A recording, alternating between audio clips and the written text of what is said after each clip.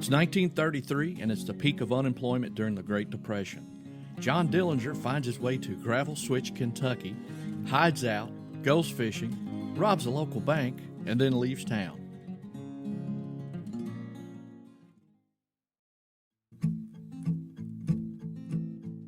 Welcome to Uncommon History of the South podcast, where we uncover little-known facts of uncommon history. History is full of curious stories you will never discover in any textbook. We uncover fun facts about historical people, interesting places, and everything in between.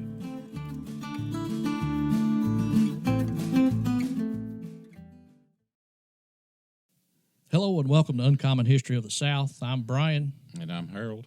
And today we're going to be talking about the notorious gangster John Dillinger, public enemy number one, and how he ended up in Gravel Switch, Kentucky. Harold, before we discuss John Dillinger and how he found his way to Gravel Switch, Kentucky, it's the Great Depression. Paint me a picture. Tell me what Gravel Switch was like during the Great Depression. Give me a little background on John Dillinger before you tell me how he ended up in Gravel Switch. All righty, Brian. The Depression was probably one of the worst economic events that's ever happened in our country. And I know my father grew up during that time, and he talked about how terrible it was. Most people went through it. It changed them forever. They saw life differently than us, those of us that was fortunate enough not to go through it. But Gravel Switch, Kentucky is right in the center of Kentucky. It's in Marion County, eastern Marion County. North, south, east, and west. It's about dead center, in the middle of the state. Very rural, beautiful area. You have the North Rolling Fork River that runs through there. The Knob region is bordering it, and it's just a beautiful, beautiful place.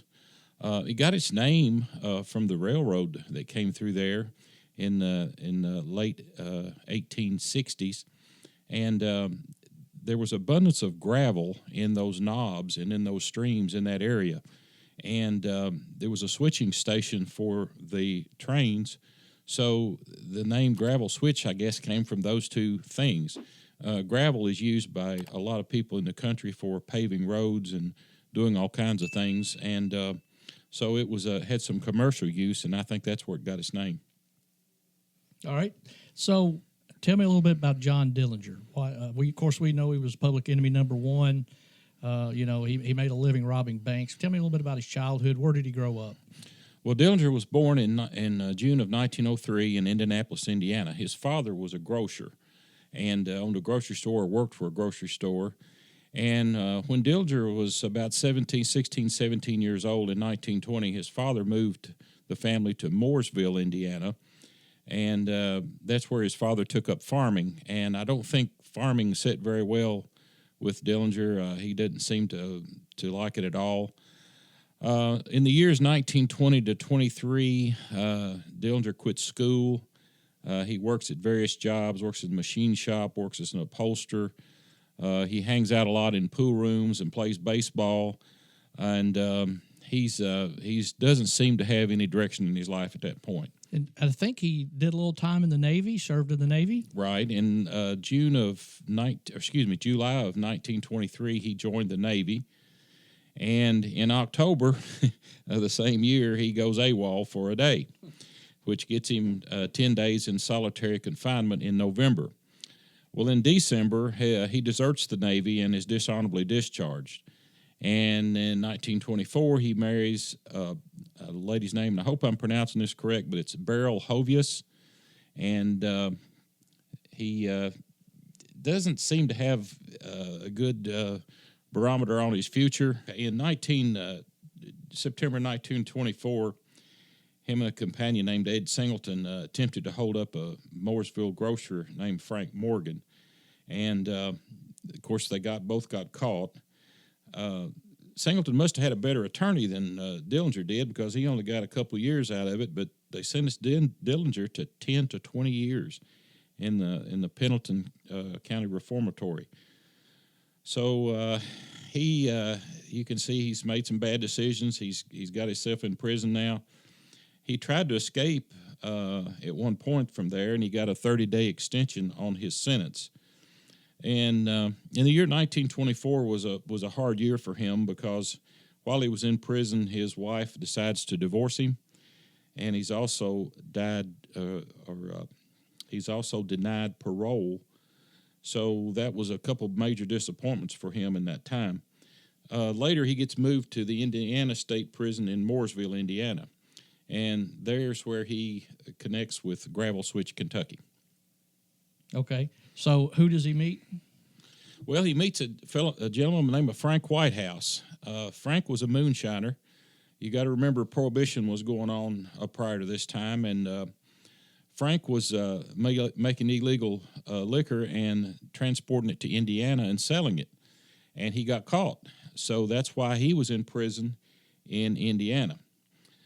Frank gets out before Dillinger does, and evidently they made friends while they were in prison, and encourages Dillinger to come and visit him in Gravel Switch, Kentucky. Well, that had to be a shock to Dillinger. Of course, I mean, I'm sure he was glad to get out of prison, but yeah, hey, come visit me in Gravel Switch, Kentucky. He had to scratch his head and think, well, where in the world is Gravel Switch, Kentucky? Yeah, I mean, it's a perfect place, I guess. It's been defined as the middle of nowhere.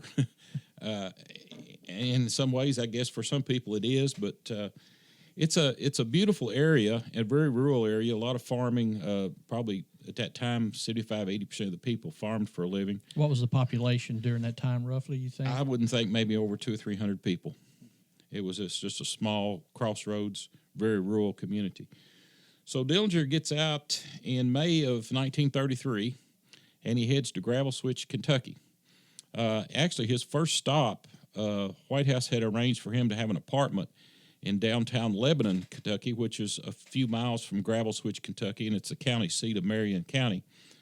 So he had an apartment upstairs in a room. There's a little story about him. He got bored one day and asked to borrow a gun, and he was shooting pigeons off the courthouse roof to occupy his time. So obviously he had a little time on his hands. Funny thing, that still goes on today. Yeah. But anyway, he then moves to Gravel Switch. He gets a job.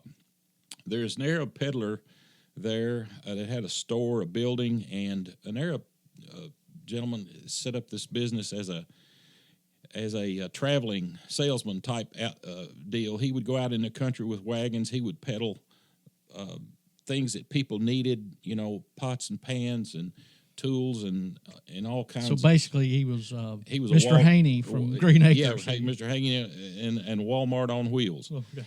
So he has this building, by the way, which is still standing there in Gravel Switch. It's a big old 2-story store building.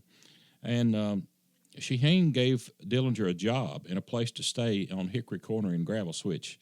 And then that's where he spent his summer of 1933, part of the time. Part of the time he was robbing banks. He used Gravel Switch as a base of operation, and he would go to he robbed 4 banks in that summer.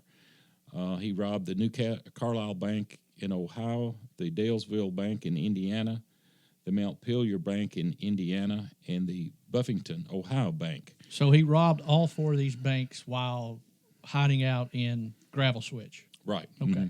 Now, I think this was a plan. I don't think this is something that I think they planned. And, it's about 200 miles from each one of these banks at least. So, that's a 400-mile round trip, and you don't do that without a plan and a purpose in doing it. And so he had a system going. I don't know how much he was actually working, but he parked there's a story about him parking his car on this road in a barn that had, of course, most barns have, you can drive all the way through them. And he parked his car back there where he could get out a couple different ways to escape if the pressure got on him. Okay, so now when you told me the story, he apparently liked to fish. Well, yeah, he was. I had an older gentleman named Prentice Shoemaker told me this story years ago, and Prentice is long since gone. But I'd love to go back and talk to him again. But at the time, he told me he was a young man. He was fishing along the North Rolling Fork River. He came around a bend in the river, and he saw this really nice big car sitting there by the stream. And which would have been uncommon during the Great Depression. Yeah, very uncommon for that area. And he said the guy was dressed really nice. Said he wasn't wearing bib overalls like the rest of us. So he said he stuck out. He didn't look like he belonged there. And he said he looked up and the man motioned towards him to come over to him. And said when he walked over to him, he said he handed him a little stringer, had a few fish on it. And I told him, said, take these home with you. And said, with the ones you have, it'll make you a good mess. And then he said a couple things, Brian, that I thought was real important to the story. And that is, he said he reached out and he patted me on the head. And that was something that John Dillinger was noted to doing to kids. I guess that was his way of showing affection. And the second thing he said was, go home and tell your mom and dad you fished with John Dillinger today. Well, at that time, John Dillinger wasn't a household name. But I think he knew he was going to be a household name. I think that was his plan to be a household name. I think he wanted to be famous and infamous. And why else would he say that? Maybe his parents at that time didn't even know who John Dillinger was. But later they would probably find out. But certainly Prentice Shoemaker remembered who John Dillinger was. Oh, I bet. Remembered it all of his life. That's why he relayed that story to me. In July of 1933, he takes Frank Whitehouse and his wife to the Chicago World's Fair, which is a pretty good trip. That's a big trip for folks back then. It's a big trip, I guess, for folks today, but they don't have World's Fairs anymore as far as I know. But anyway, he took Frank and his wife, and obviously he was driving a big car.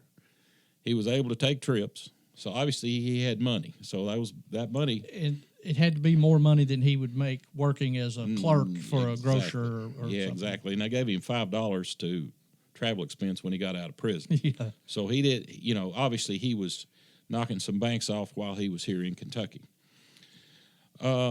In August of 1933, around August the 8th, Dillinger decided it was time to go. He'd had his share of gravel switch. He'd had his share of gravel switch. So he decided to leave town, and on his way out of town, he talked to a couple of young men into robbing the Gravel Switch Bank. 23-year-old Morris, he had a nickname Tidbits Lanham, and 19-year-old Jimmy Kirkland. And they had stolen a blue DeSoto car in Bardstown to actually rob this bank with. And I think it sounds like to me that Dillinger had talked these two young men into this because he sent them in the bank. He stayed outside. And the guys went in the bank. One of them was wearing bib overalls and a straw hat. And the other one was wearing mechanics coveralls, and it said a shabby hat. So you're going to rob a bank. You don't cover your face. So you're robbing your local bank, local people, and you don't even cover your face. Okay. Okay. And where was Dillinger during this time? He was probably outside laughing in the car. Well, he was kind of the lookout. He probably had a gun. Truthfully, they was serious about getting the money. They got $1,235.55. And they put the four male bank workers in the vault and escaped out the Danville Pike. The next day, Morris Tidbits Lanham, he was arrested in Lebanon, Kentucky, in a pool room. Jimmy Kirkland and Dillinger take off to Chicago. And I think it was about 9 days later they caught Jimmy Kirkland. And out of the $460 approximately that he had of his part of that robbery, he only had 35 cents left. So and I'm sure he didn't waste one dime of it. No, $460 back then, was a pretty good little sum of money, but he had gone through it in 9 days. So I think wine, women, and song. He didn't waste a dime. Dillinger had evaded police, and, of course, he was captured later. He was sent back to Michigan City, Indiana. And, of course, the rest of the story we pretty well know, Dillinger's fate and so forth. But Jimmy Kirkland was sentenced to prison. So was Tidbits Lanham. I think they got about 8 to 10 years for their gravel switch bank robbery. Of course, we know that later in July of 1934, Dillinger was leaving the Biograph Theater in Chicago, and he had with him Anna Sage and a companion, Polly Hamilton. And Anna had kind of given him information to the police that he would be there that night. And so we know the rest of the story. They gunned him down in the street and that was the end of John Dillinger. You know, and that's the thing. I think most people are familiar with the overall theme or story of John Dillinger, but very few people, even here in our own community, realize that John Dillinger spent a summer in Gravel Switch, Kentucky. Thank you for being part of the Uncommon History of the South podcast. If you would like to help support our podcast, please subscribe and leave a 5-star review. This will help others find our podcast.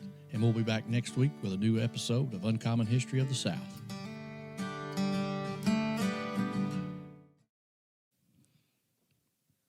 All right, here's a little bonus information for you. Harold, in our podcast with John Dillinger, you'd mentioned Frank Whitehouse.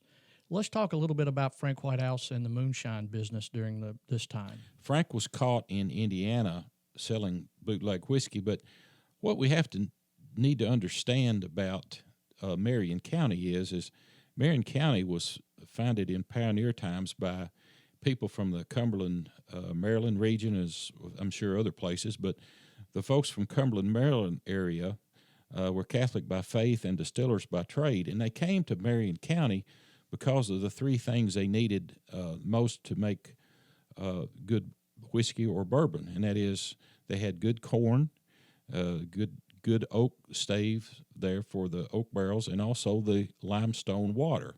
That's those three very important ingredients in making good whiskey or good bourbon.